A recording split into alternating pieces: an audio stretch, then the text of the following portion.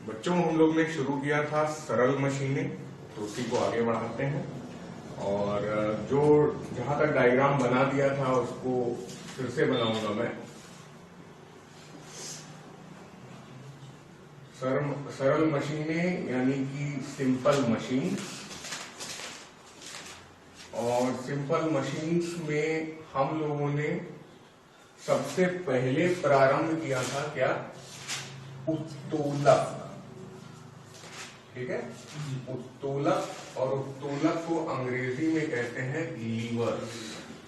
आप में से कुछ बच्चों का डाउट था कि भाई लीवर और लिवर में क्या अंतर होता है? तो लीवर जो होते हैं वो वही है उत्तोलक, और उत्तोलक हम लोग कहाँ पे पढ़ते हैं भाई? हम लोग फिजिक्स में पढ़ते हैं। लेकिन लिवर क्या होता है? यकृत। तो यकृत फिर थोड़ी सी अलग चीज हो गई, इससे स्पेलिंग भी अलग है इसीलिए।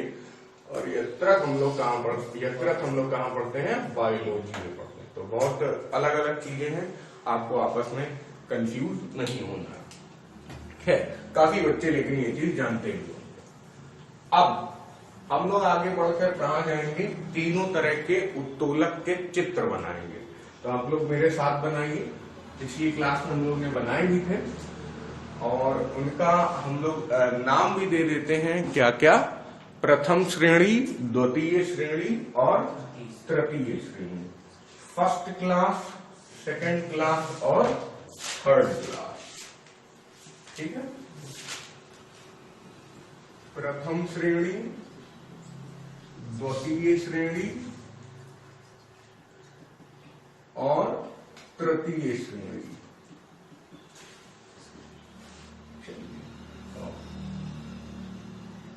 तृतीय श्रेणी, ठीक है, थर्ड क्लास। तो ये तो नाम लिखना कोई बड़ी बात नहीं है, आप डायग्राम बना पाए कि कौन सी चीज बीच में होती है और कौन सी चीज किनारे होती है ना? तो श्रेणी जो है कैसे हम लोग पता करते हैं कि बीच में क्या है? किनारे वालों पे ज्यादा निर्भर नहीं करती है श्रेणी। अगर बीच वाला आपने पता कर लिया क्या है, तो आप बता सकते हैं कि श्रेणी कौन सी है। भाई किनारे में कोई इस किनारे देख रहा है, कोई इस किनारे, कोई जो हमारा उत्तोलक है उसको इस तरफ से देख रहा है, तो इसका बायां दायां अलग होगा। और कोई उसी उत्तोलक को इस तरफ से देख रहा है तो उसका बायां दायां अलग होगा, परंतु केंद्र तो दोनों का एक ही होगा। अभी ये बात चित्र से और ज्यादा समझ में आएगी। जैसे मान लीजिए कि हम लोगों ने एक डंडा टाइप का लिया या पटरा जैसा लिया, तो बीच में हम लोगों ने क्या लगा दिया? फलक्रम। फलक्रम को अंग्रेजी में, हिंदी में क्या कहते हैं बच्चों? बताइए। इसको कहते हैं आलम्ब। ठीक है, तो बीच में अगर हमने फलक्रम लगा दिया तो प्रथम श्रेणी। फिर उसके बाद हम लोगों ने क्या किया? बीच में अगर हम लोगों ने क्या लगा दिया? लोड। ठीक है, लोड यानी कि भार, तो फिर वो क्या हो गया? द्वितीय श्रेणी। यहाँ पे फलक्रम के एफ को एक थोड़ा ध्यान देंगे। और फिर यहां पर अगर तीसरी हम लोगों ने कैटेगरी बनाई, तो तीनों चीज में हर चीज एक एक बार बीच में आ जाएगी भाई। तो एक बार आलम्ब बीच में आ गया, एक बार भार बीच में आ गया, तो अब बीच में क्या आएगा? अब आयास बीच में आएगा। ठीक है, तो इसको बोलते हैं एफर्ट। अब एफर्ट को हम लोग क्या कहते हैं? आयास। कुछ किताबों में आयास आपको प्रयास लिखा भी मिलेगा, तो कोई दिक्कत नहीं है। अब इधर उधर बाएं दाएं तरफ आप कुछ भी लगा दें, चाहे जैसा चाहें। तो मैं इस तरफ लोड लगा दे रहा हूं और इधर हम लोग एफर्ट लगा दे रहे हैं। ठीक है, तो एफ से आलम्ब, एल से भार और ई से आयास या प्रयास। तो ठीक है, यहाँ पे ये ई हो गया, ये एफ था ही, और ये एल हो गया। फिर इस बार हम लोग क्या कर रहे हैं? द्वितीय श्रेणी में जा रहे हैं। द्वितीय श्रेणी में हम लोग दाएं बाएं में कुछ भी लगा सकते हैं। आप इस तरफ फलक्रम लगा दीजिए। ठीक है, ये हो गया फलक्रम, ये हो गया एफर्ट। एफर्ट यानी कि आयास, एफ फलक्रम यानी कि आलम। अब तृतीय श्रेणी में हम लोग क्या करेंगे भाई, कहीं पे भी आप लोड लगा दीजिए और कहीं पे भी आप फलक्रम लगा दीजिए। चलिए अगर हम लोग इधर लगा देता हूं, कोई फर्क नहीं होता है, कोई कहीं पे भी लग सकता है। ठीक, ओके। अब इन सब के उदाहरण भी होते हैं और उदाहरण से हम लोग और चीजें समझ सकते हैं। तो उदाहरण एक एक करके लिखिए, आप मुझे बता सकते हैं तो बताइए भाई। तो कुछ उदाहरण हम लोग लिखते हैं यहाँ पे बच्चों, कैंची, तराजू और हैंडपंप। ठीक है, कैंची, तराजू, हैंडपंप,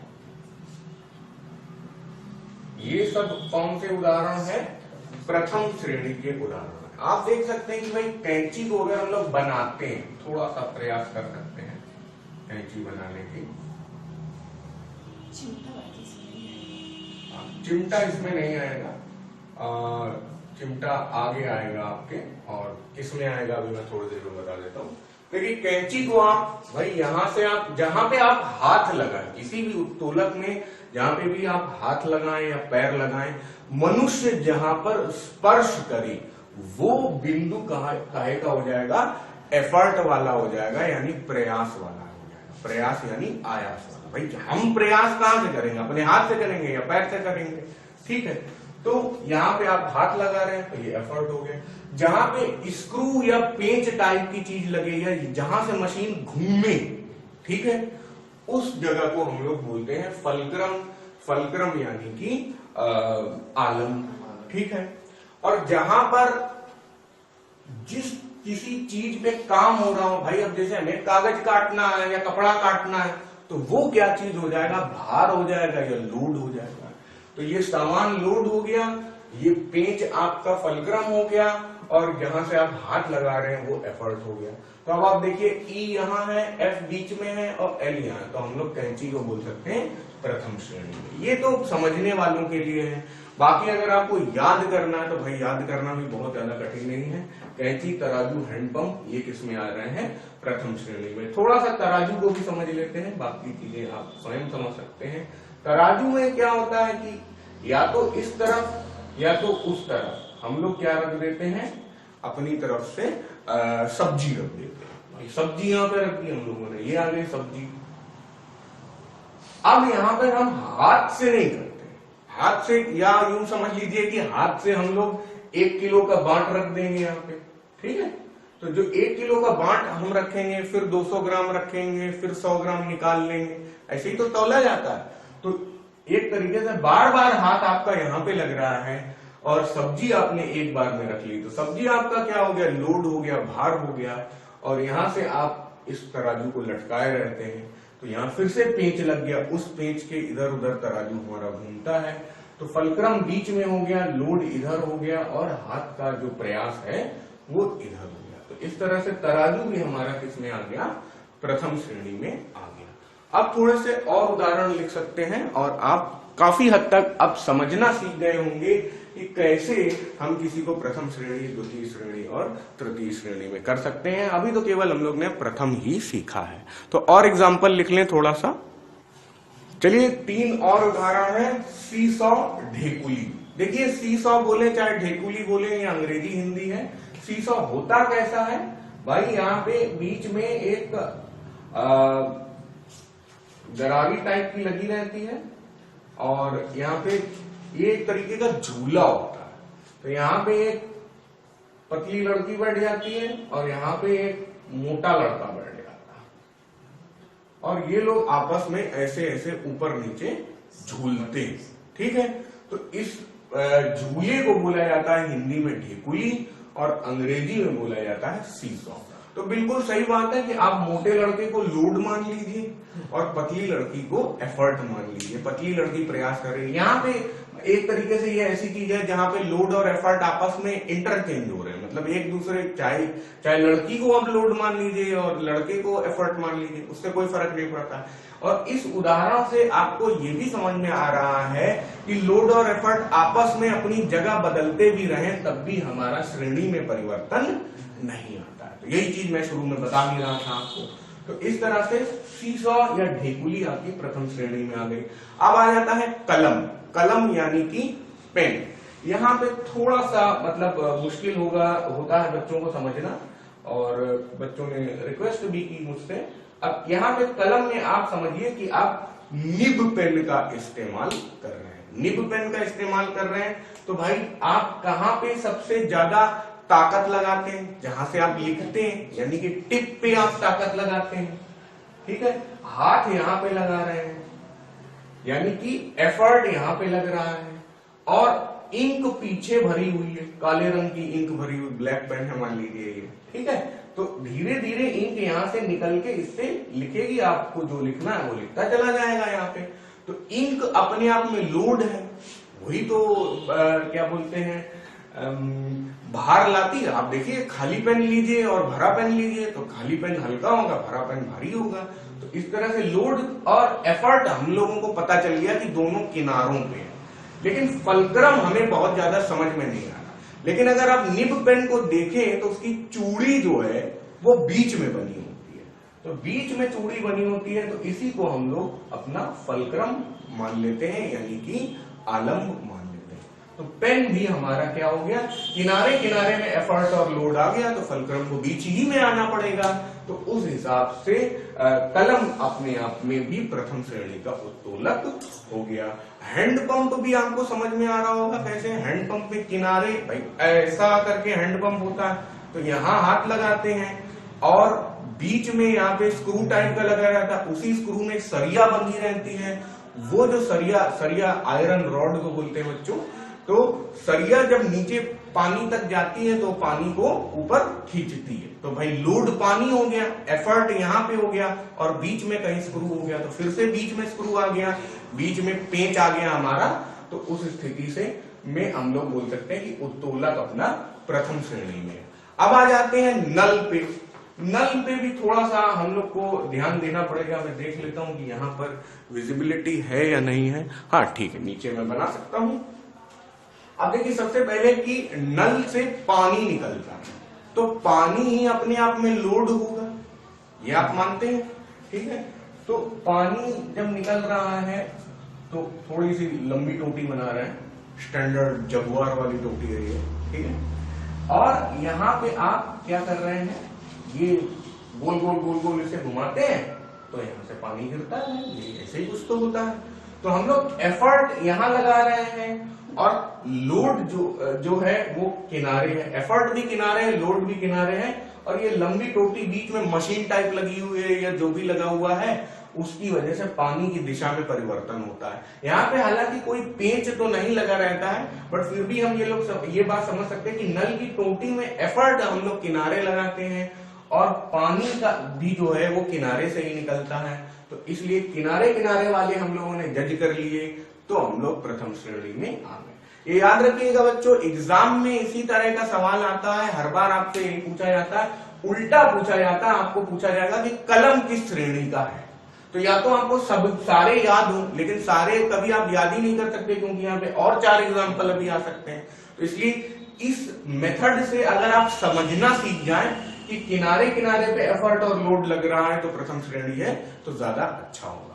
अब हम लोग सेकंड क्लास में आते हैं, यानी द्वितीय श्रेणी में आते हैं। तो अब द्वितीय श्रेणी में आ गए हम लोग सरौता, नींबू रस निकालने वाली मशीन, ट्रॉली, बॉक्स का ढक्कन, किवाड़ और स्क्रू ड्राइवर। थोड़ा सा अंग्रेजी में भी नाम लिख लेते हैं। सरौता जो होता है, जो पान वाले लिए रहते हैं, नट क्रैकर बोलते हैं, ठीक है। वो लोग बीच में सुपारी रखते हैं, कड़ाक से तोड़ते हैं उसको, इसको बोलते हैं नट क्रैकर।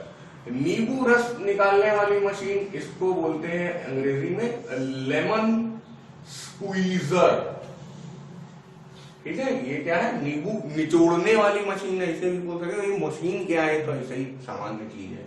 फिर ट्रॉली वो है जो कूड़ा गाड़ी होता है, ठीक है। कुछ लोग कूड़ा गाड़ी भी बोलते हैं इसको अंग्रेजी में कहते हैं व्हील बैरो। अब यार बॉक्स का ढक्कन, तो ये तो लिड ऑफ बॉक्स हो गया, ये कोई नई बात नहीं है।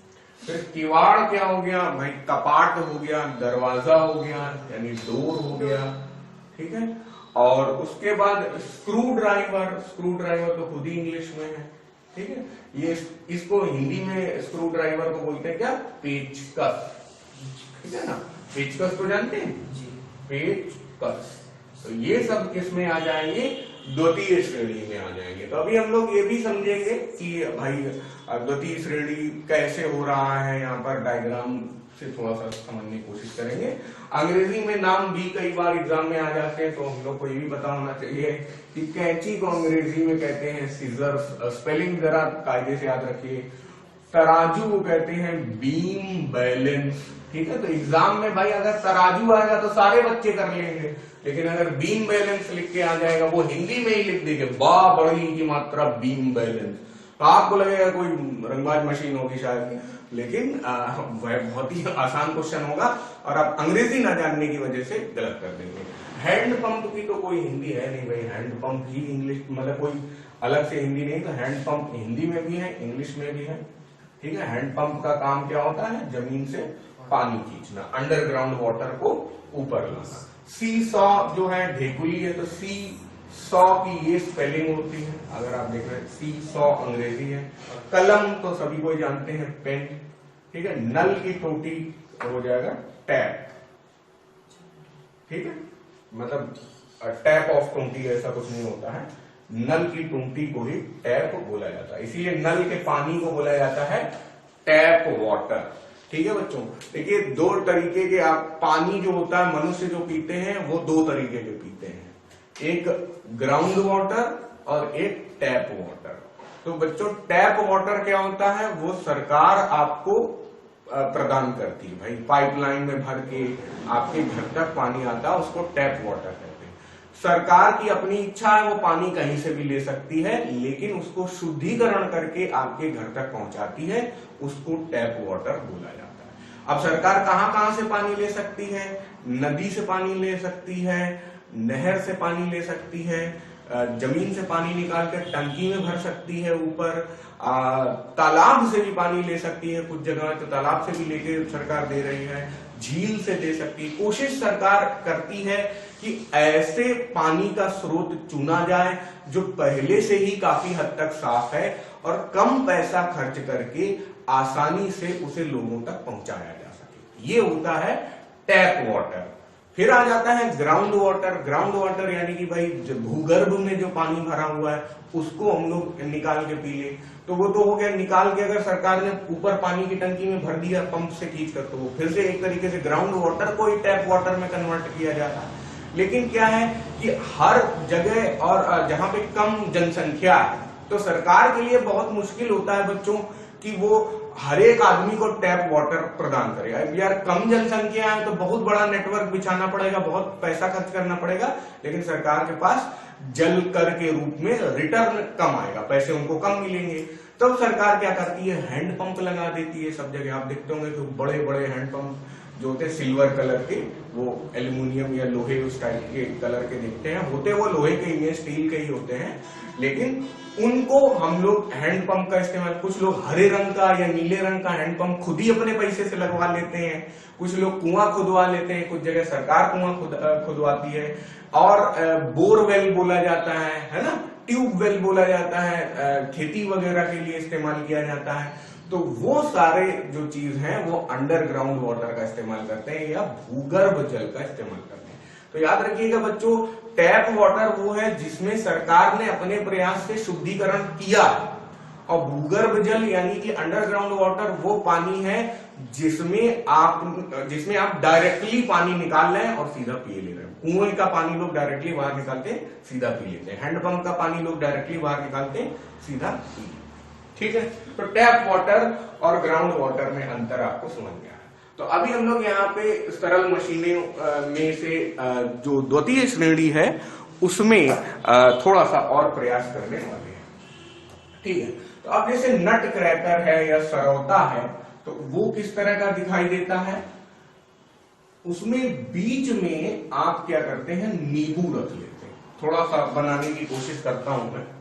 होता क्या है, दो लंबी डंडियां टाइप की होती है, एक ऐसा बना रहता है, फिर दूसरी लंबी डंडी यहां आ गई है और उसके नीचे एक और ऐसा, ये दोनों सिरे आपस में जुड़े होते हैं और ये अलग अलग हो सकता है। तो ये ऐसे खुल सकता है, खुल जाता है, और क्योंकि भूत आ गया है इसलिए नींबू अपना लाल है, ठीक है।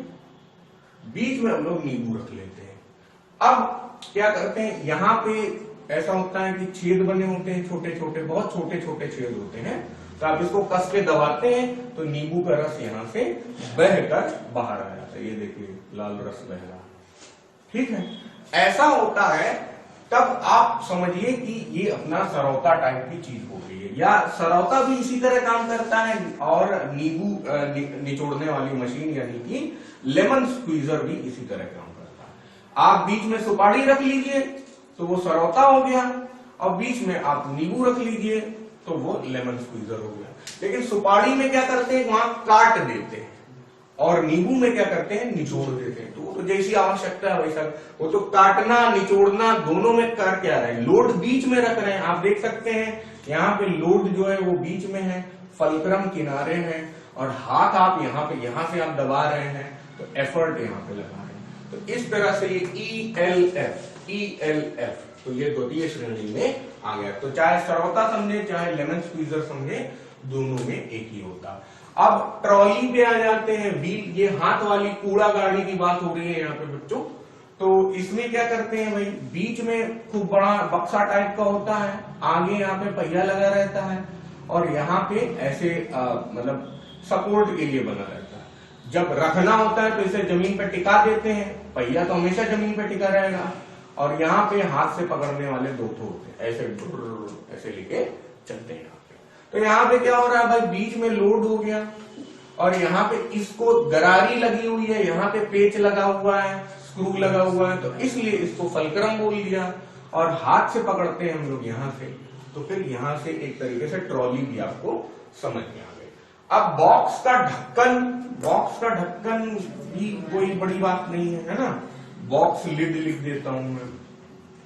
अब जैसे भाई अपना लड़कियों का मेकअप का सामान है, वो एक बक्से में रखा रहता है, ठीक है, तो इस टाइप का रहता है बक्सा, अपना खुलता बंद होता है। तो लोड कहाँ है भाई, मेकअप का आइटम यहाँ पर रखा हुआ है, और F फलक्रम स्क्रू कहाँ पे, यहाँ पे रखा हुआ है।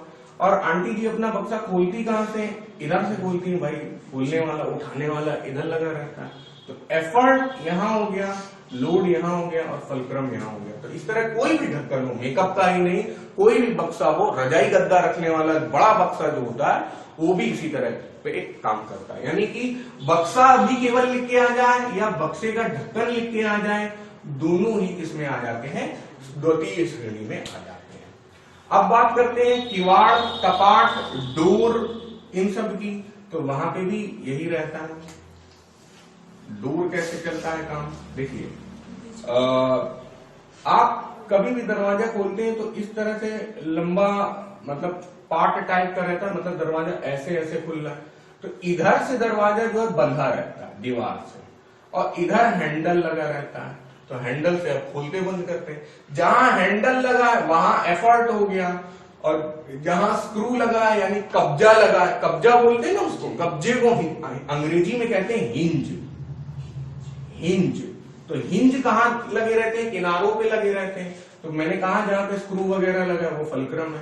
तो एफर्ट और फलक्रम तो आपको आराम से समझ में आ रहा है, यानी कि प्रयास और आलम्ब आपको आराम से समझ में आ रहा है। और पूरा दरवाजा खुद ही भारी होता है काफी, तो दरवाजा ही अपने आप में लोड हो गया। तो इस तरह से ये कोई भी दरवाजा जो है वो किसमें आ गया, द्वितीय श्रेणी में आ गया। फिर उसी तरह स्क्रू ड्राइवर, तो स्क्रू ड्राइवर में भी यही रहता है कि हम लोग किनारे से बल लगाते हैं, और जहां पे वो घूम रहा होता है पेंच को ही हम लोग फलक्रम मान लेते हैं। तो यहाँ पे बल हो गया या यहाँ पे प्रयास हो गया, और किनारे फलक्रम हो गया। तो इस तरह से स्क्रू ड्राइवर या पेचकस भी उसी तरह काम करता है, ठीक है।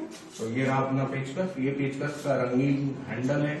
ज्यादातर पेचकस जो होते हैं उनके ऊपर वाला जो होता है वो हरे रंग का या काले रंग का होता है, ठीक है। तो पेचकस द्वितीय श्रेणी में आ गया। अब आपने किसी भी आपको मान लीजिए उत्तोलक दिया जाए तो आपने काफी हद तक सीख लिया कि हम पहला दूसरा तो हम पहचान ही लेंगे, और जब आप पहचान लेंगे पहला दूसरा नहीं है तो तीसरा ही होगा। ठीक है, तो तीसरे वाले को हम लोग थोड़ा सा जल्दी करेंगे। ठीक है, जगह खाली कर लेते हैं यहाँ पे।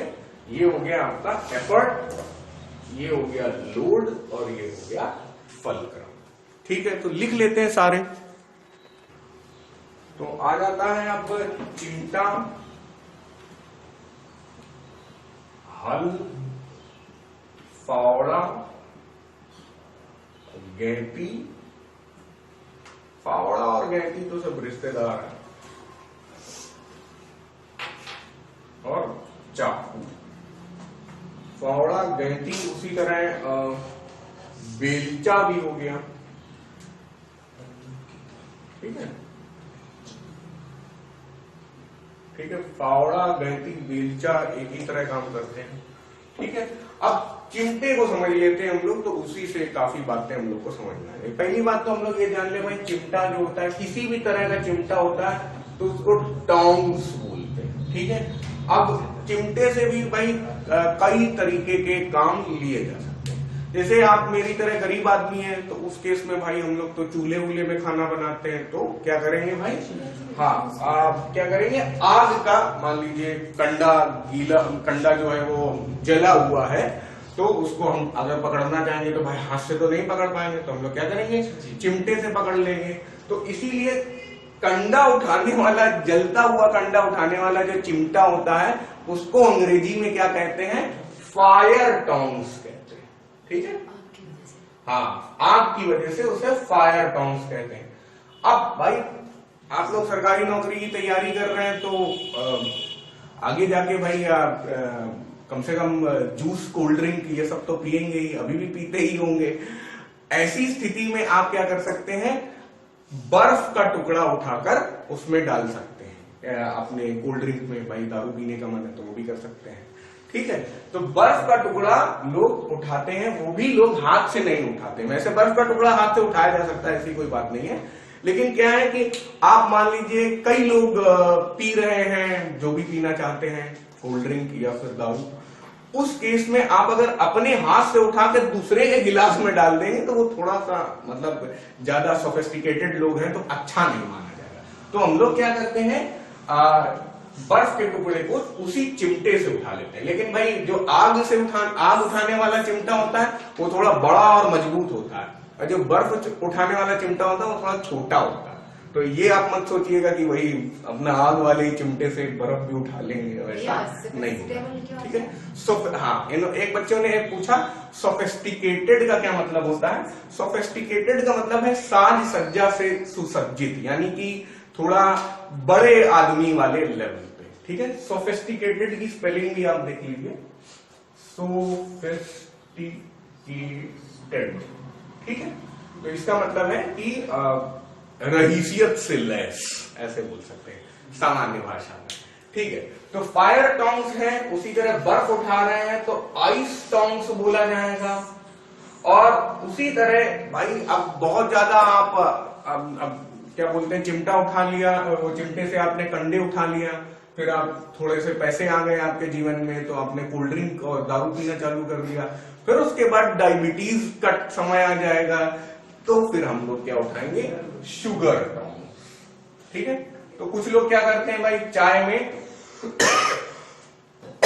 या कॉफी में चीनी का गोला टाइप का होता है, यानी क्यूब टाइप का होता है, उसको उठाकर डालते हैं। जैसे हम लोग तो भाई जो चीनी इस्तेमाल करते हैं वो तो पाउडर टाइप की होती है, बहुत छोटे छोटे टुकड़े होते हैं उसके। लेकिन ज्यादा बड़े आदमी होते हैं तो वो लोग चाय बना के लाते हैं लेकिन उसमें चीनी नहीं डालते हैं। अब कुछ लोग को चीनी पीना है, कुछ लोग को नहीं पीना है, कुछ को ज्यादा चीनी पीना है, कुछ को कम चीनी पीना है। तो ये सब पेन ना लिया जाए, बिना चीनी की चाय टेबल पे आ जाती है और वहीं शक्कर के बड़े बड़े टुकड़े रखे रहते हैं, तो वो उठा के उसमें डाल लिए जाते हैं। जो बड़े बड़े टुकड़े होते हैं, बहुत बड़े नहीं होते, इतने बड़े होते हैं या इतने हो सकते हैं बहुत ज्यादा, भाई कप में घुस पाए इतने बड़े होंगे कम से कम है। ठीक है, तो उनको बोलते हैं शुगर क्यूब्स, तो उनको उठाने वाले होते हैं शुगर टोंग्स। तो याद रखिएगा ये सब चिमटे ही हैं, ऐसे फालतू नाम है, काम के हिसाब से नाम।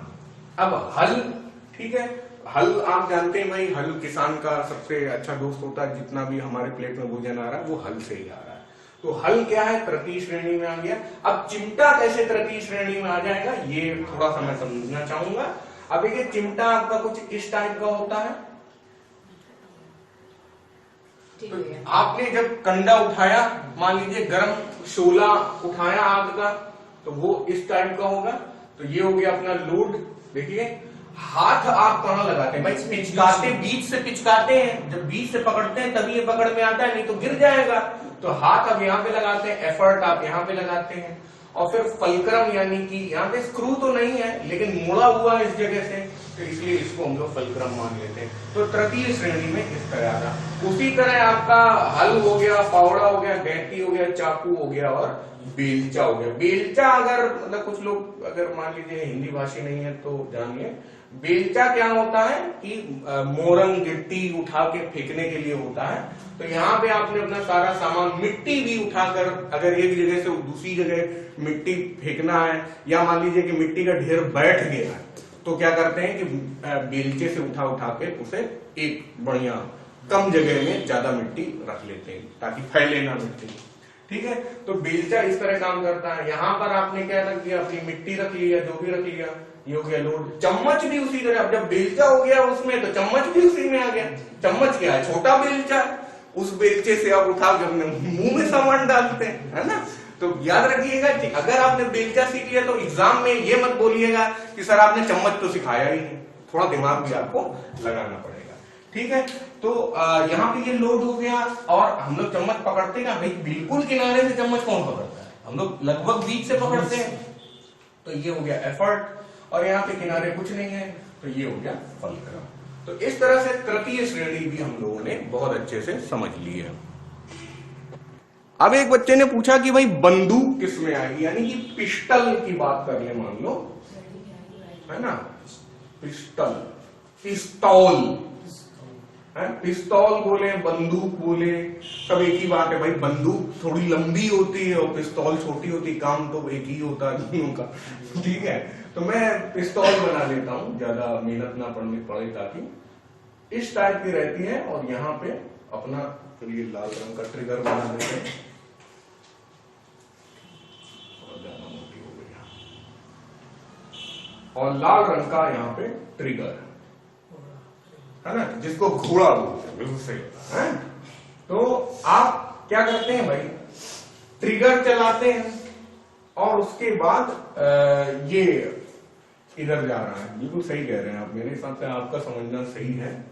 और अपनी जो गोली है वो बाहर निकल गई, तो गोली बाहर निकल गई, गोली अपने आप में लोड है, और ट्रिगर जो होता है वो आगे होता है ना, मशीन का जो मशीन है वो पीछे रहती है। तो आपका एफर्ट, फलक्रम जो है ये यहाँ है, फलक्रम यहाँ पे आ गया, एफर्ट बीच में आ गया और लोड किनारे आ गया। तो अब आप बताइए FEL ऐसा कौन सा है, तृतीय है, द्वितीय है या प्रथम है? हाँ, मतलब एफर्ट बीच में हो ऐसा कहां पर है बताइए? तीसरा। हम लोग तीसरे पे ही आ जाएंगे। तो यानी कि बंदूक, पिस्तौल आपकी किस में आ जाएगी? तीसरे में। इस तरह से कोई ऐसी चीज जो आपने किताबों में नहीं भी पढ़ी हो उसको भी आप थोड़ा सा प्रयास करके बता सकते हैं, पहले, दूसरे, तीसरे किस में आएगा। बहुत बढ़िया, आपने बहुत अच्छा सवाल पूछा कि सर बताइए पिस्तौल या बंदूक किस में आएगा, तो पिस्तौल या बंदूक आएगा तीसरे में।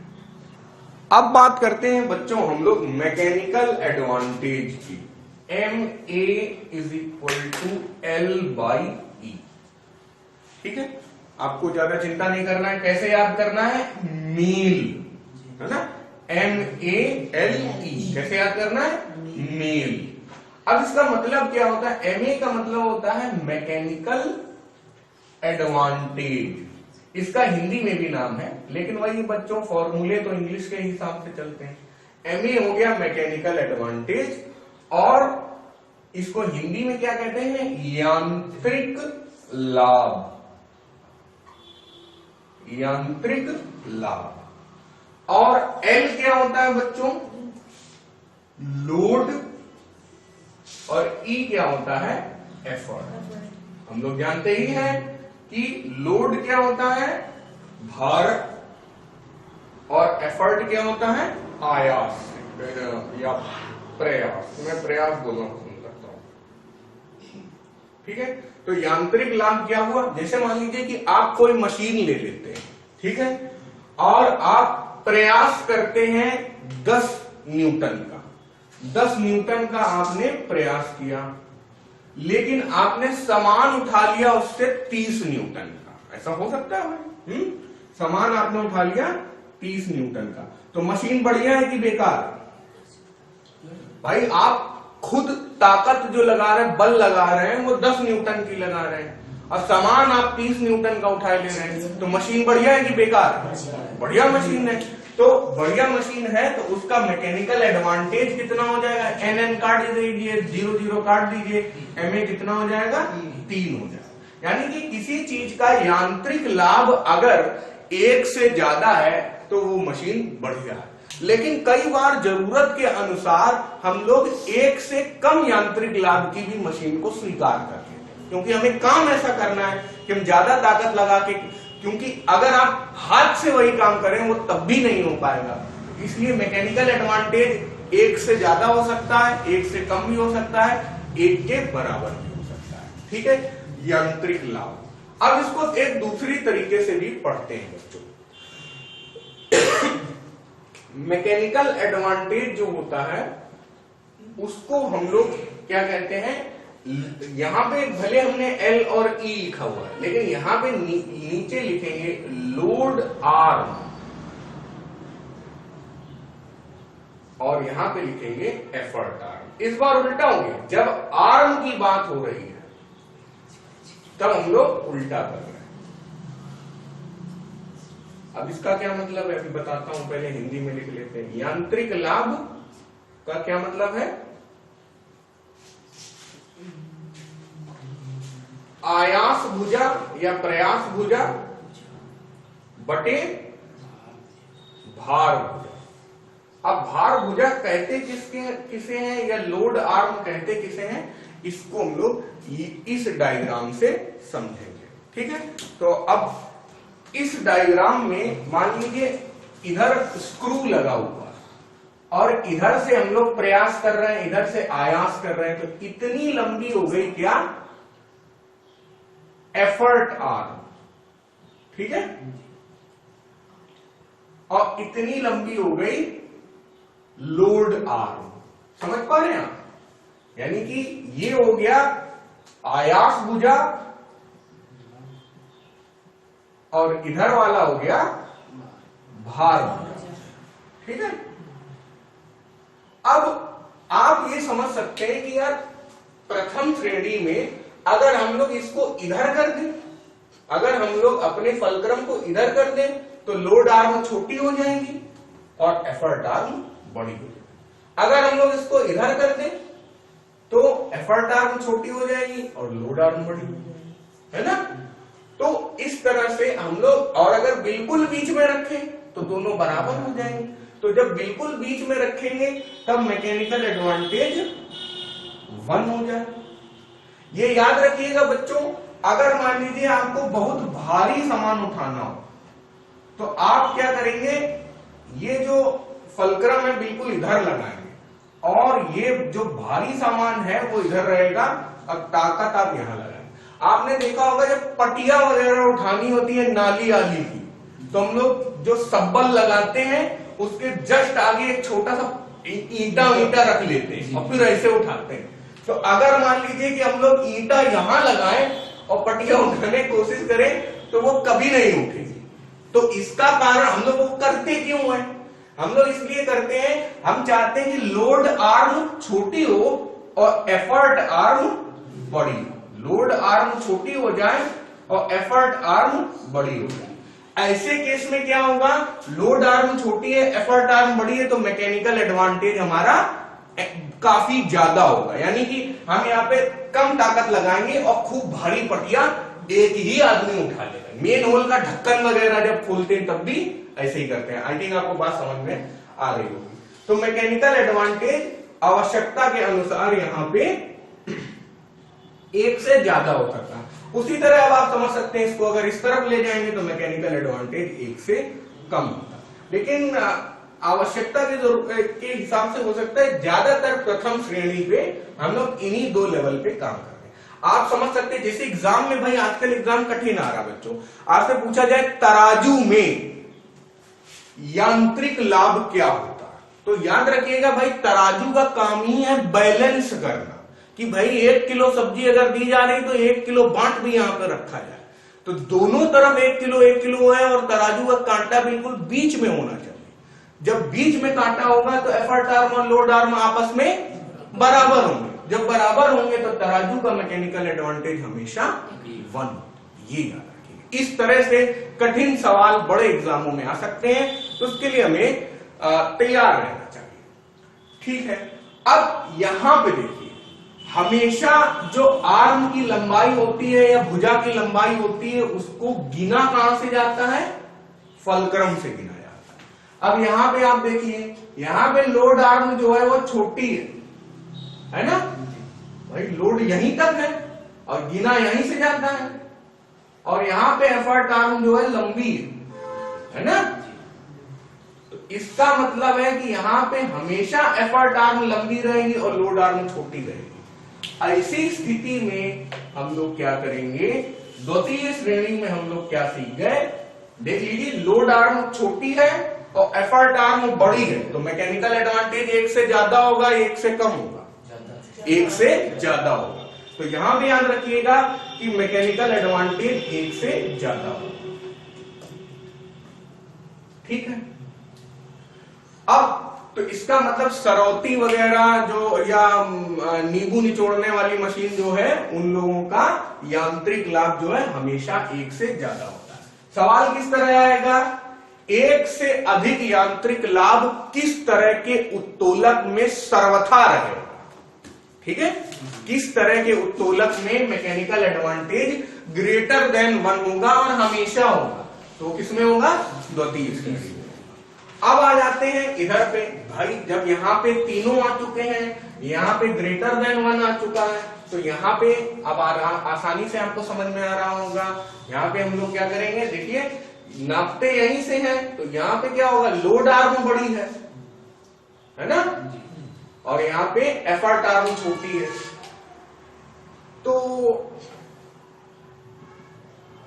अब लोड आर्म बड़ी है, एफर्ट आर्म छोटी है, यानी कि इससे उल्टा हो गया, तो मैकेनिकल एडवांटेज क्या हो जाएगा, यहाँ लेस देन 1 हो जाएगा, 1 से कम हो जाएगा, यांत्रिक लाभ क्या होगा, 1 से कम।